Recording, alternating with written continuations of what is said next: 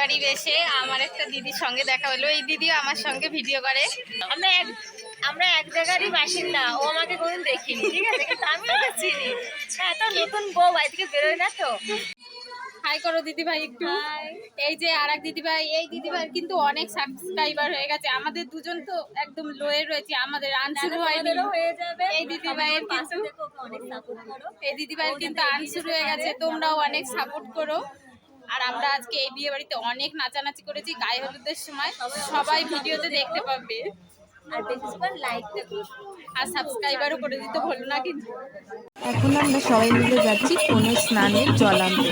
তো যেহেতু রাস্তাটা অনেকটাই, তাই ভাবলাম সবাই মিলে একটু নাচানাচি করা যাবে। এখানে সব মেয়ে বউরা সবাই মিলে নাচানাচি করছিল, আমিও তার সঙ্গে যোগদান করেছিলাম, তবে ভিডিও করছিলাম বলে তাই আমি আর সেই সময়টা আমার দেখানো হয়নি, যেহেতু আমি ক্যামেরাম্যান আর আমি ভিডিও করছিলাম।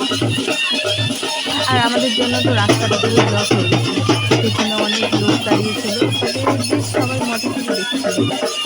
আস্তে আস্তে সবাই আমরা পুকুর ঘাটের দিকে এগিয়ে গেলাম। এখানে বাচ্চারা রঙিন রঙিন আবির ওড়াচ্ছিল, তাই ভাবলাম আমিও একটু ভিডিও করে নিই। কি সুন্দর লাগছিল আবিরগুলো যখন ওড়াচ্ছিল, বেশ সুন্দর কিন্তু না, কেমন একটা পুকুর ঘাটটা না বেশ সুন্দর ছিল, বেশ বাঁধানো চারপাশটা। তার সাথে সাথে চারপাশের পরিবেশটাও কি অসাধারণ লাগছিল। সবাই বেশ হলুদ রঙের পোশাক পরেছিল, তাই যেন আরও পরিবেশের সৌন্দর্য বৃদ্ধি পেয়েছিল। এই আবিরগুলো আমাদের পরিবেশের জন্য খুবই খারাপ। এরপর মা গঙ্গাকে তেল সিঁদুর দেওয়া হচ্ছিল এবং বরণ করা হচ্ছিল। এরপরই চলে এলো ফটোশ্যুটের পালা। এই গ্রুপ ছবিতে বড় প্রবলেম হচ্ছে কেউ একভাবে তাকায় না, একজন চোখ খুলে থাকে তো একজন চোখ বন্ধ করে থাকে। ক্যামেরাম্যান সবাইকে বলছিল তাকাও। বাড়ি চলে আসার পর এই যে হলুদ বাটা শুরু হয়ে যাচ্ছে। ক্যামেরার দিকে তাকাও, না ক্যামেরার দিকে সবাই। হাতের অবস্থা দেখো।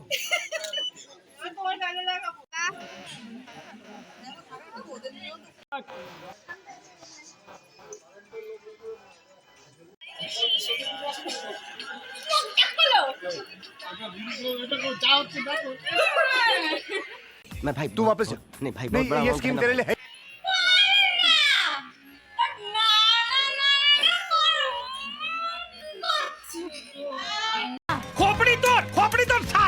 বিয়ে বাড়ি মানে ঠাট্টা তামাশা ইয়ার্কি আড্ডা, এই সবই মজা, তাই না বলো? এইসবের মধ্যেই আসল মজা লুকিয়ে থাকে। এই যে আমাদের দিশা,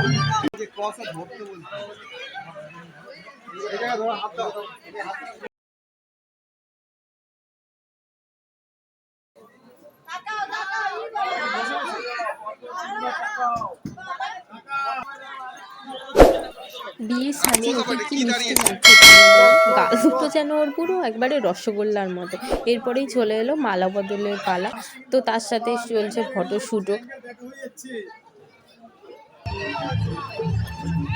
মকটেল স্টোরে সুন্দরী একটা মেয়ে ছিল দেখে এই স্টোরে ভিড় যেন কমেই না ছেলেদের জন্য। কখন থেকে ওয়েট করে রয়েছে একটা মকটেল খাবো, দিয়ে অবশেষে একটা মকটেল পেলাম, ম্যাঙ্গো ফ্লেভার। এই ফ্লেভারটাই আমার ভালো লাগে, এছাড়া অন্য কোনো ফ্লেভার আমার খুব একটা ভালো লাগে না, তবে এটা বেশ ভালোই ছিল।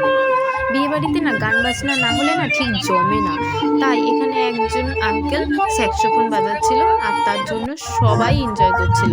এই দেখো কার্টুনগুলো, গোপাল ভাঁড় ছিল, তারপর গোপাল ভাঁড়ের গিন্নি ছিল, মোটু পাতলু ছিল, তারা সবাই মিলে বাচ্চাদেরকে নিয়ে কীভাবে মজা করছে। আর বিয়েবাড়িতে ফুচকা না হলে যেন বিয়েবাড়ি জমেই না এখন। আর কত ভিড় ছিল, অসম্ভব ভিড় ছিল, কতক্ষণ থেকে দাঁড়িয়ে থেকে একটা ফুচকা পাইনি আমি। সবাই ওপর থেকে নিয়ে চলে যাচ্ছে, অথচ আমি ফুচকা পাচ্ছি না। অবশেষে দাঁড়িয়ে থাকার পরে একটা ফুচকা পেলাম। এই একটা মাত্র ফুচকা খেয়ে মনকে সান্ত্বনা দিলাম আর বললাম বাবা অনেক খেয়ে নিয়েছি, আর দরকার নেই, আমার পেট ভরে গেছে। আর এই যে আমার কর্তা গোপাল গিন্নিকে পেয়ে আর কোনো কিছু মনেই নেই, গোপাল গিন্নির সাথেই ডান্সে মেতে উঠেছে। আর এই পাশে মোটু পাগলু একারাই ডান্স করছে, তার সাথে আর কেউ ডান্স করছে না। তো কি আর করা যাবে, আমিও কোনো কিছুতে কম যাই না, তাই গোপাল দাদুর সঙ্গে আমিও একটু সুযোগ পেয়ে একা ডান্স করে নিলাম। বেশ মজাই লাগছিল, আর গোপাল দাদুও খুব মজা করছিল আমার সাথে। আজকের দিনটা মজা করে আনন্দে হাসি হাত্তায় নাচ গানে খুব ভালো কাটলো। আজকের ব্লগটা এই পর্যন্তই। তোমরা সবাই লাইক অ্যান্ড সাবস্ক্রাইব করে দিও এবং পুরো ব্লগটা দেখো। আশা করি সবার খুব ভালো লাগবে।